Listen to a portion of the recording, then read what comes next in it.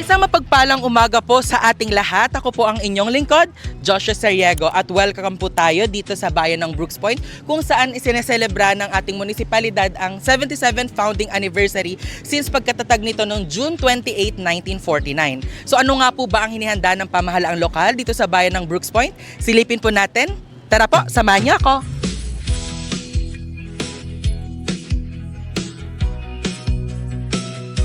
Sa sipag ng mamamayan, pangarap ay lumalakad. Bawat barangay nagkakaisa, sama-samang umaangat. Pag-ibig sa ating bayan ang siyang ating lakas.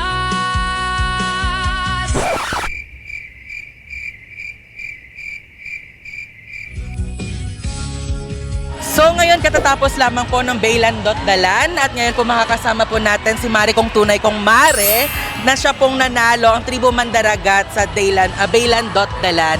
So magpakilala ka at ano masasabi mo na kayo ay nanalo sa kompetisyon na ito? First of all, my name is Gassini Morgan Huxley. I am a first runner-up of Miss Grand Queen Pangobilian. Today, I am a champion of Baylan.Dalan? Yes. Representing barangay? District 1. Grabe, Mare, world tour ka. Yes, ganun dapat. Plakado. Yes, congratulations sa iyo and the rest of the team. So you really deserve it and we can't wait to see your performance next time around. Yes. To be next year siguro, I can come back again to back-to-back champion for Poblacion District 1. Congratulations. Thank you.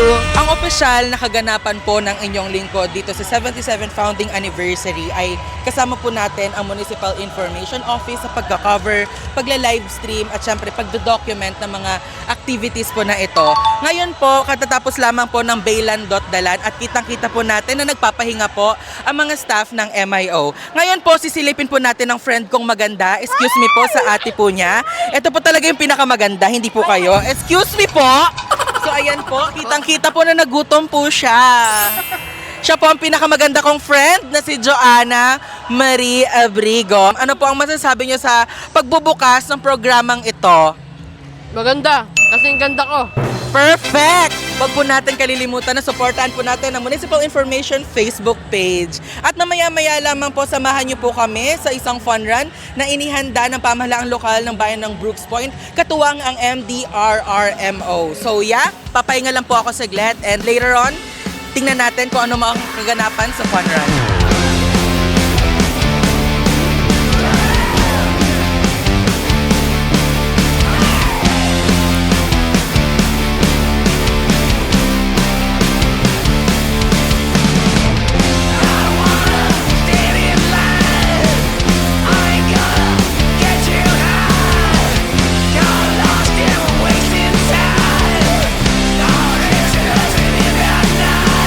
So ayan, welcome back. At around 5:30 in the afternoon ay successfully nakarating na po yung lahat ng mga runners dito from the Old Municipal Hall dito sa Brooks Point Event Center. Bakit po wala akong paint? Kasi hindi po ako sumali sa takbo.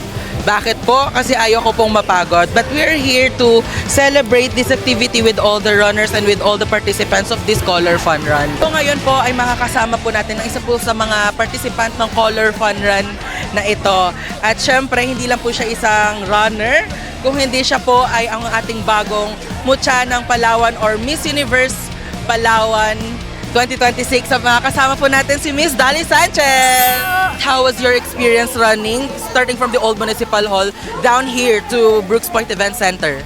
Remarkable kasi nakapag-jog po ako and then naalis na yung toxins and then what makes it more remarkable po is kasama ko po yung friends ko. Yes, pakita mo naman yung mga friends si Dali. Mag-hype sila sa likod. So ayun po, thank you ulit Miss Universe Palawan 2026, Miss Dali Sanchez.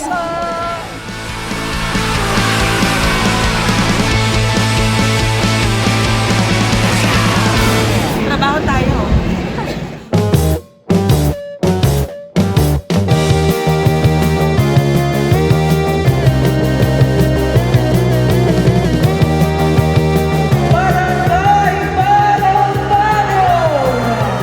Mr. Dexter Rojas.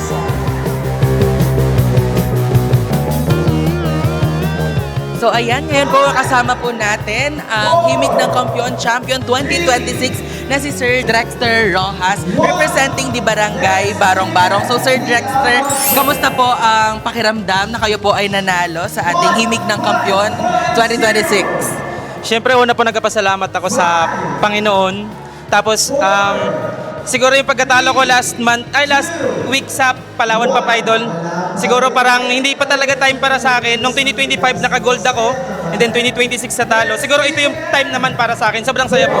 Yeah, proper timing lang, and of course, congratulations. Nakita natin na lahat na maraming supporters dito sa bayan ng Brooks Point ang humanga sa talento mo. So once again, congratulations. Thank you. The next day.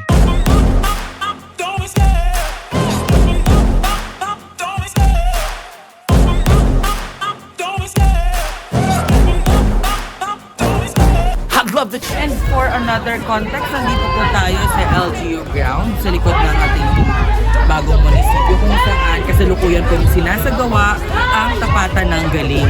Ito po ay pinangungunahan ng MDRRMO, kung saan ang mga men in uniform and at the same time mga different barangays ay sumali po sa mga obstacle course relay na inihanda ng MDRRMO. So I can make a better me. Better believe in your mind, cause it's everything.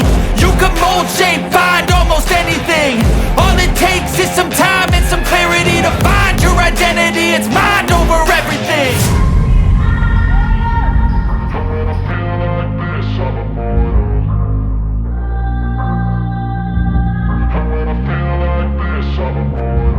And when I feel like this, I'm immortal. When I feel like this, I'm immortal. When I feel like this, I'm immortal. When I feel like this, I'm immortal. Don't be scared. Just don't be So Engineer, kamusta naman po ang experience mo na successfully natapos natin itong tapatan ng galing? Yes, yun nga po, naging matiwasay at matagumpay po yung ating pong tapatan ng galing, no? Sa 8 grupo na naglaban-laban sa 2 kategory, masasabi natin naging successful at nagkaroon tayo ng 0 casualty.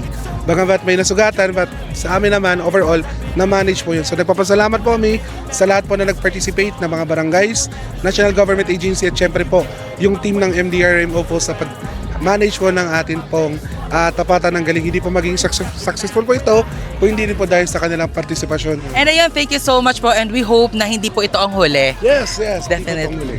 Thank you so much.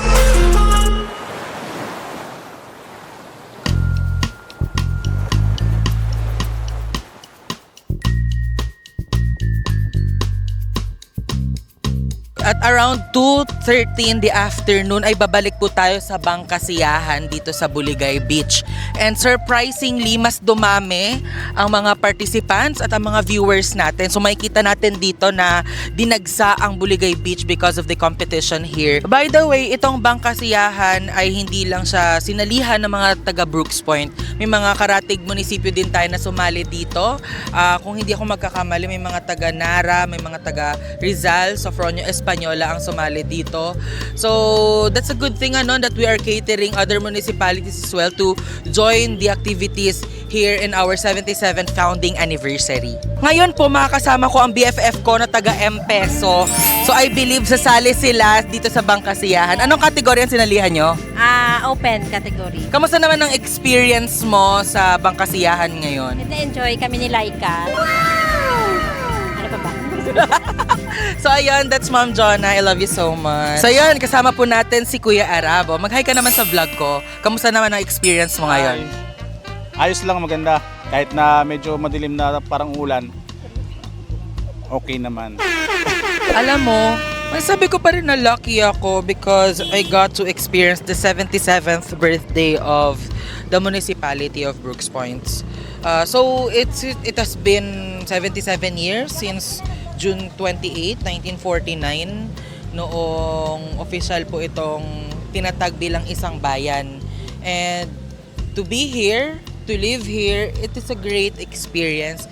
It is a great memory to be a resident of Brooks Point.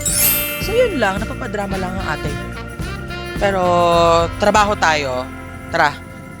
Later that night. So ito yung kagandahan sa 77 founding anniversary ng Bayan ng Brooks Point kasi may libreng paraffle and hindi po ito siya para sa mga piling tao kung hindi para po ito sa lahat.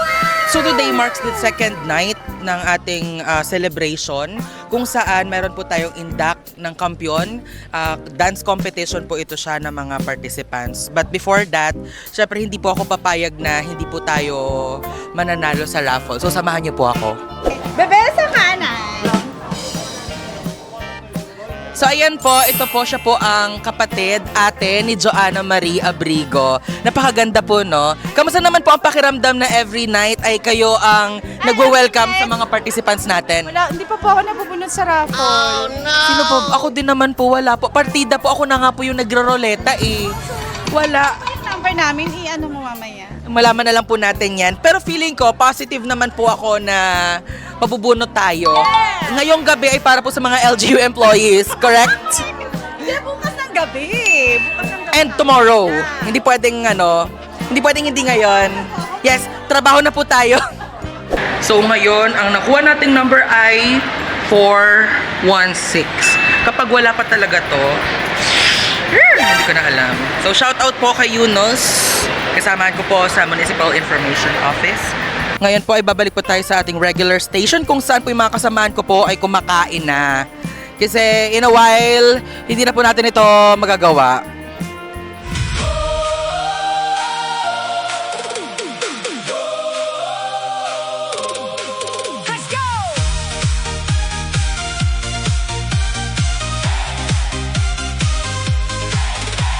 Halina't magsama-sama, ngayong araw ay masaya. Bawat puso ay umaawit, buong bayan ay nagliliwanag. Mula bundok hanggang dagat, sabay-sabay nating isigaw. Ang ating kwento'y buhay na buhay. Brooks Point, ikaw ang tunay. Taas ang kamay, sigaw ng sabay, dalhin ang saya kasama ang pamilya. Tara na, sa Brooks Point tayo'y magsaya. Sayaw na, awit na, sabay-sabay buong barangay. 77 taon na, mas lalong nagkakaisa. Pamana ng kaunlaran, bayan ng pagkakaisa. At ayun po, katatapos lamang po ng induct ng Kampiyon 2026 is a competition ng mga dancers dito sa Brooks Point. Hindi lang po taga Brooks Point, kundi tumanggap din po tayo ng mga competitors from the other municipalities, particularly at the municipality of Sofronio Española. At ngayon po, ang nanalo for this induct ng Kampiyon 2026 ay ang Brooks Point Hip Hop Movement. So congratulations po sa inyo. At ngayon po ay mag-i-interview po tayo ng mga member po nila. Samahan niyo po ako. And so ayan, makakasama natin ang isa pang Josh. Fortunately, pinsan ko siya at isa po siya sa mga members ng BPHM. So first, Jot, congratulations sa inyo. Thank you po, thank you. At ano masasabi mo sa pagkapanalo nyo this time sa induct ng Kampiyon 2026? Yun, nagpapasalamat muna syempre kami sa mga sumuporta sa amin hanggang simula hanggang matapos ito. Yun, napakaganda experience sa ibinigay sa amin ng induct ng Kampiyon dito sa event center. So, may mga dumayo and napakasaya, napakaganda ng event na to. Sana magtuloy-tuloy yung ganitong event hanggang sa susunod pa. Yun lang. Maraming salamat po. At ayan po, at around 12 midnight, ay finally nakauwi na po ako sa aming bahay from the Brooks Point Event Center. So, kailangan po natin magpahinga tonight kasi last day na po tomorrow, June 28, 2026.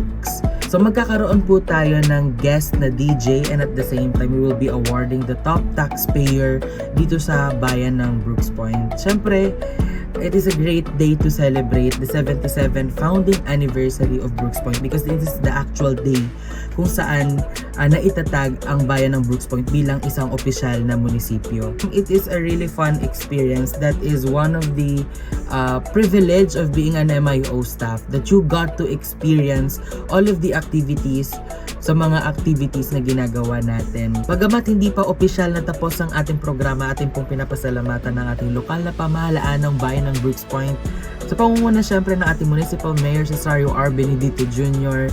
dahil naging successful ang event na to. We also thank the organizers and the people behind this success. This 77 founding anniversary wouldn't be successful if it weren't for the people.